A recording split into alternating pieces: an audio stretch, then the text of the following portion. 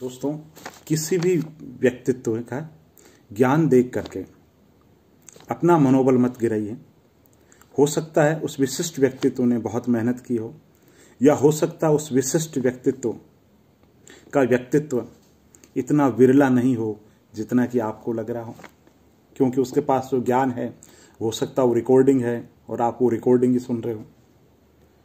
बहुत सारे कारण हो सकते हैं, लेकिन किसी के व्यक्तित्व से प्रेरित जरूर हुआ जा सकता है।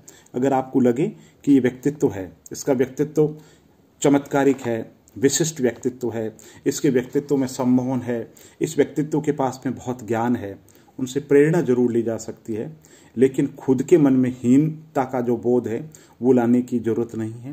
दोस्तों, ज्ञान कोई कुछ भी कहे, ज्ञान बूंद बूंद से घड़ा भरता है। वैसे ही ज्ञान जो है संचित निधि कोष है। एक तरीके से ये संचित निधि कोष है। जितना पढ़ोगे उस दिन आपको लगेगा कि साहब जो ज्ञान है वो सने सने बूंद बूंद से भरा जाने वाला घड़ा है। मैं एक छोटा सा उदाहरण देके बताता हूँ। पहले जो मेरे गांव में बहुत से लोग थे, उनको फिल्मों की बहुत जानकारी थी। कुछ भी पूछे फिल्मों के बारे में, मुझे अंदर ही अंदर लगता है कि इस आदमी को फिल्मों के बारे में इतनी जानकारी कैसे है। बाद में दोस्तों मेरी भी फिल्म में रुचि जग गई है ना। बहुत फिल्में देखी मैंने, हिंदुस्तान की लगभग सारी फिल्में देखी। अब कुछ लोग कहते हैं ना कि साहब हम तो ऐसे विश्लेषण कर देते हैं। विश्लेषण ऐसे नहीं होता। आपके पास में रॉ मटेरियल होता ना, तब आप विश्लेषण कर सकते हो। एक व्यक्ति जिसने फिल्में ही नहीं देखी और मैं कहूँ हिंदी फिल्मों में समाजवाद, तो क्या बोलेगा फिल्मों में समाजवाद। मैं कहता हूँ हिंदी फिल्मों में किसान, ठीक है। जब देखी नहीं फिल्म तो विश्लेषण कहां से होगा। आपके पास में ज्ञान है, तथ्य है, चीजें हैं, तभी तो आप कुछ बोलोगे ना, ठीक है। मुझे कहते हैं हिंदी फिल्मों में आक्रोश, ठीक, तो आक्रोश के लिए जो फिल्में देखी आप बताओगे साहब इन फिल्मों में आक्रोश नजर आता है। हिंदी फिल्मों में नारीवाद, हिंदी फिल्मों में किसान की स्थिति, हिंदी फिल्मों में मजदूर,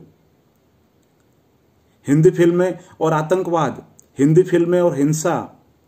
तो कहने का मतलब है आज मुझे कुछ भी पूछे कि हिंदी फिल्मों में समाजवाद, हिंदी फिल्मों में महिला अस्मिता, हिंदी फिल्मों के अंदर ग्रामीण जीवन, कुछ भी बोल सकता हूं क्योंकि चीजें देख रखी है। और यही चीज में, जैसे मैंने पहले एक उदाहरण में बताया था कि मुझे कहा जाए क्रिकेट के बारे में तो एक शब्द नहीं बोल सकता।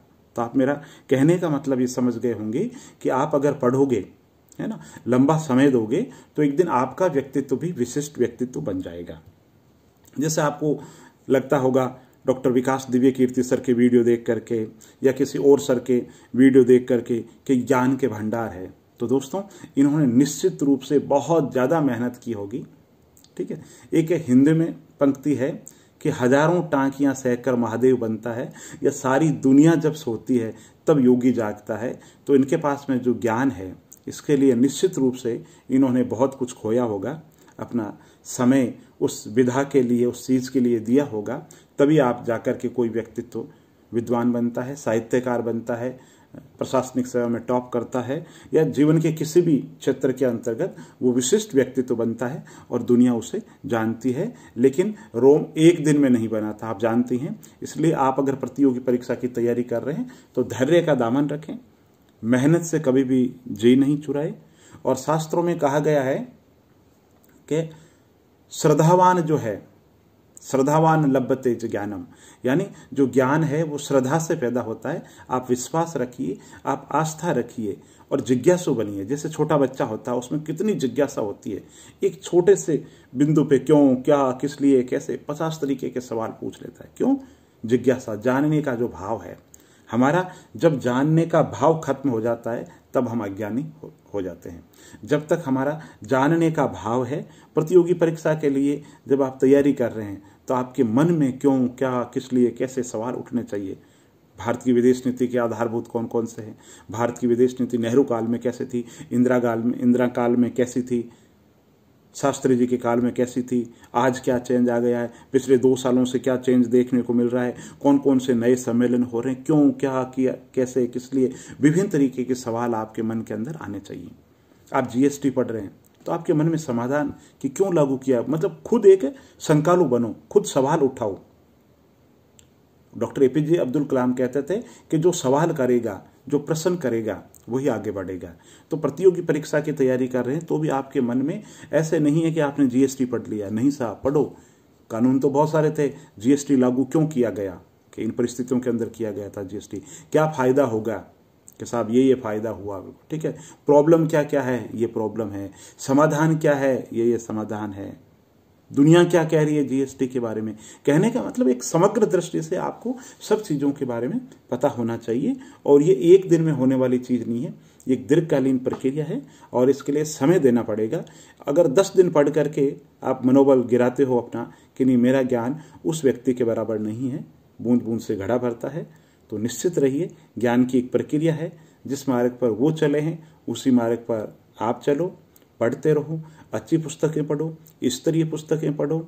जैसे शरीर के लिए खाना जरूरी है, वैसे मन के लिए मानसिक खुराक जो है वो सामान्य अध्ययन है, जीके हमारी मानसिक खुराक है, अच्छी पुस्तकें मानसिक खुराक है। और जो पुस्तकें हैं उनको बोझ मत समझो, संसार में पुस्तकों से बड़ा कोई साथी नहीं है, रुचि पैदा करो। दोस्तों मुझे पढ़ाई छोड़े हुए 7-8 साल हो गए, सच बता रहा हूँ, घर की तरह परिवार की तरह बात कर रहा हूँ। मुझे पुस्तकें छोड़े हुए है ना, कंपटीशन के हिसाब से 7-8 साल हो गए, लेकिन अभी भी ये देखो आंखों के अंदर पूरे दिन घर वाले लड़ते रहते हैं, क्यों पुस्तकें पढ़ते रहते हो, कुछ न कुछ पढ़ता ही रहता हूँ। कंपटीशन की नहीं पढ़ता, साहित्यिक पुस्तकें पढ़ता हूँ, लेकिन रुचि है, ठीक है। तो आप रुचि डेवलप करो और ज्ञान बहुत ज़्यादा हो जाएगा एक दिन। और ज़्यादा मुझे कुछ नहीं कहना। अच्छा लगे तो चैनल को लाइक कीजिए, सब्सक्राइब कीजिए। बहुत बहुत धन्यवाद।